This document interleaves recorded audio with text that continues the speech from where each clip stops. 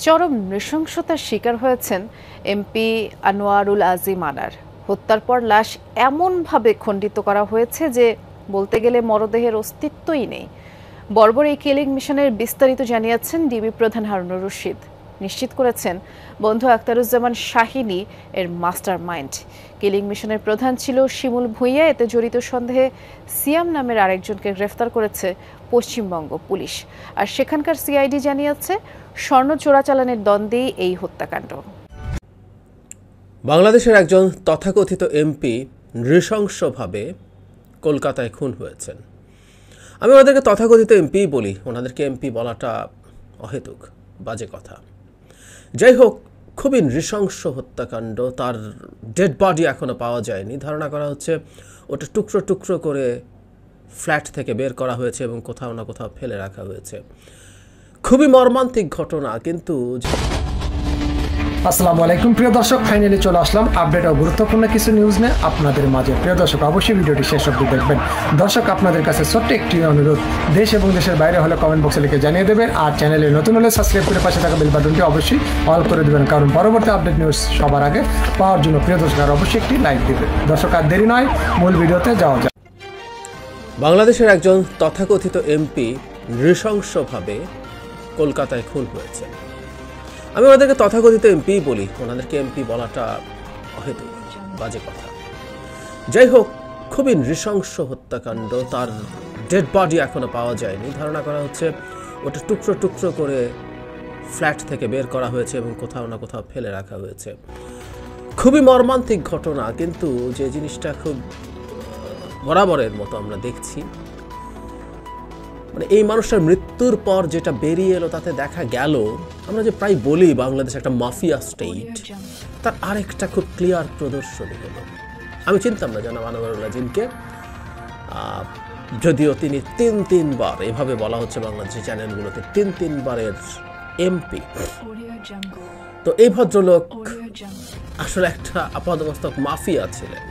আওয়ামী লীগ যে মাফিয়া তন্ত্রে পরিণত হয়েছে, বিভিন্ন জায়গায় বিভিন্ন পর্যায়ে কতগুলো মাফিয়া আসলে বসে আছে, সেটা এমপি হোক, সেটা মন্ত্রী হোক, সেটা অন্য কোনো নেতা হোক, আসলে মাফিয়া তন্ত্র। জাস্ট এরিয়া অনুযায়ী মাফিয়া কত বড় সেটা নির্ধারিত। জাস্ট আমাদের মাফিয়া ছিলেন, সেই তথ্যগুলোই এখন আমাদের সামনে আসছে। তার আগে আরেকটা জিনিস একটু বলে নিই, তার মাফিয়া তন্ত্র বা এই খুন হওয়ার পেছনে মূলত আরেক মাফিয়া দায়ী, তাকে খুন করেছে, সেটাই এখন সামনে আসছে। কিন্তু যে কথাটা বলছিলাম, আরেকটা কমন ফেনোমেনন আমাদের চোখের সামনে পড়ে। গত বেশ কয়েক বছর থেকে, বিশেষ করে 14 সালের পর থেকে, যখনই আমরা দেখব আওয়ামী লীগের কেউ মারা যাচ্ছে, স্বাভাবিক মৃত্যু যখন হচ্ছে, মানুষের মধ্যে সেটাকে এক ধরনের সেলিব্রেট করার টেন্ডেন্সি দেখা যাচ্ছে। একটা মৃত্যু দীর্ঘকালীন আমাদের সংস্কৃতিতে যাচ্ছে যে আমরা কেউ মারা গেলে আর তার সমালোচনা সাধারণত করতে চাই না। এমনকি মৃত্যু যার হয়, আমরা শোনার সাথে সাথে ভালো লোক ছিলেন, খারাপ হলেও আমাদের এক ধরনের চর্চা আছে, সামাজিক চর্চা, এটা বলার যে মানুষটা সব কিছুর ঊর্ধ্বে চলে গেছেন, তিনি সৃষ্টিকর্তার কাছে গেছেন, তার বিচার সেই জায়গায় এখন চলে গেছে। তো আমরা এক ধরনের নিজেদের জায়গা থেকে ছেড়ে দেই ব্যাপারগুলো। কিন্তু এই আওয়ামী লীগের মানুষজন ব্যক্তি হিসেবে এবং দল হিসেবে, যেমন আজিবকে অনেকে চেনে না, কিন্তু আওয়ামী লীগের একজন এমপি এই ধরনের হত্যাকাণ্ডের শিকার হয়েছেন, এই খবরটাই বহু মানুষকে এমন সব মন্তব্য করিয়েছে যেগুলো খুব মর্মান্তিক। আবার তার জন্য যারা মন্তব্যটা করছেন তাদেরকে আমরা ব্লেম করতে পারি না। একটা সমাজকে এই পরিমাণ অসুস্থ বানিয়ে ফেলেছে ক্ষমতাসীনরা যে তাদের মৃত্যু এখন সেলিব্রেট করার বিষয়। লিস্ট একটু শোক বা অ্যাটলিস্ট চুপও আমরা থাকি না, আমরা সেলিব্রেট করি।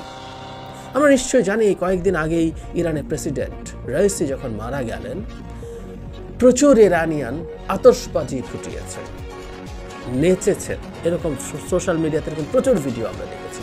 তার মৃত্যু সেলিব্রেট করা হয়েছে, যদিও উনি চোর ডাকাত এরকম বা মাফিয়া ছিলেন এই জন্য না, উনি অত্যন্ত কট্টর প্রেসিডেন্ট ছিলেন, কিন্তু অজনপ্রিয় ছিলেন। সে মৃত্যু সেলিব্রেট করা হয়, আওয়ামী লীগের মৃত্যু সেলিব্রেট করা হচ্ছে।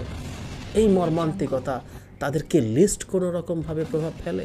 তারা খেপতে পারে, সবাই রাজাকারের বংশধর, সরি, কোনো না কোনোভাবে তাদের কাউকে না কাউকে ব্যাপারগুলো তলিয়ে দেখতে হবে। যাই হোক, জনাব আনোয়ারুল আজিমের ক্ষেত্রে আসি।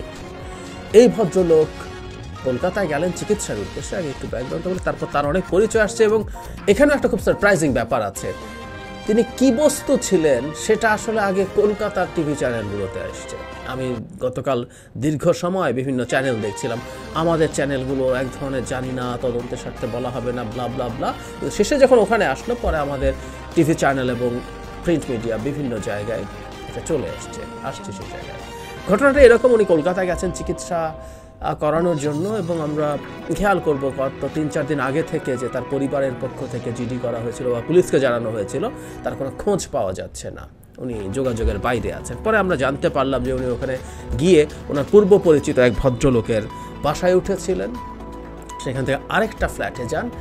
সেই ফ্ল্যাটে উনি যাওয়ার পরে ওখানে উনি ওঠেন, এর মধ্যে আরও বেশ কিছু কথাবার্তা আছে যে একজন নারীকে দিয়ে টোপ দেওয়া হয় ইত্যাদি ইত্যাদি। উনি যান সেখানে, তারপর সোফার আমাদের সামনে বয়ানটা যেটা আসছে সেটা হলো ওখানে বাংলাদেশ থেকে যাওয়া কিছু মানুষ তাকে ওখানে হত্যা করে ওখানে একজন ভিন্ন মানুষ ছিলেন, যিনি আসলে এটাকে মূল হোতা বলে বলা হয়। এনার নাম হচ্ছে আখতারুজ্জামান বলে এক ভদ্রলোক। উনি আসলে ফ্ল্যাটটা ভাড়া করেন এবং বলা হচ্ছে উনি এটার মাস্টার মাইন্ড, এবং নানান তথ্য আসছে যে খুনিরা যারা আছে এটা 5 কোটি টাকার কন্ট্রাক্টে খুন করা হয়। ওই বাড়িটা ভাড়া করেছিলেন আখতারুজ্জামান। তিনি বাংলাদেশি বংশোদ্ভূত আমেরিকান নাগরিক, তার পাসপোর্ট আমেরিকান এবং পাসপোর্টের ওই নাম্বার দিয়ে করা হয়। বাংলাদেশ থেকে খুনিরা যায়, গিয়ে তাকে খুন করে টুকরো টুকরো করে বিভিন্ন জায়গায় ছড়িয়ে দেয়। বাংলাদেশিরা বাংলাদেশে ফিরে আসে, যারা এখন ডিবির হাতে ধরা পড়েছে বলে বলা হচ্ছে। আমরা সত্য মিথ্যা পরে জানবো, বুঝবো, আমাদের সামনে ন্যারেটিভটা এইরকম। এবং আখতারুজ্জামান এরপর নেপাল হয়ে আমেরিকা চলে যায়। ব্যাপারটা এইরকম নৃশংসভাবে খুন হওয়া একটা মানুষ খুন হওয়া এবং তাকে এইভাবে তার ডেড বডি টুকরো টুকরো করে ফেলা, মানে কি পরিমাণ জিঘাংসা, প্রতিহিংসা এর সাথে জড়িত আছে। শুধু লাশ গুম করার ব্যাপার না, আমরা সবাই তো চলে গেছে, এমন তো না যে ওটা কারো নিজের বাসা তাই সে লাশটাকে বের করতে হবে, পারেনি বলে টুকরো টুকরো করে নিয়ে গেছে, গোটা পারেনি বলে। কিন্তু না, এটা একটা ভাড়া বাসা, প্রত্যেকেই চলে গেছে। ডেড বডি ওখানে ফেলে চলে গেলে কিছু আসতে যেত না, কিন্তু ডেড বডিকে টুকরো টুকরো করে ছড়িয়ে দেওয়া হয়েছে। সম্ভবত এখন ডেড বডি পাওয়া যায়নি, কোনো একটা টুকরোও পাওয়া যায়নি।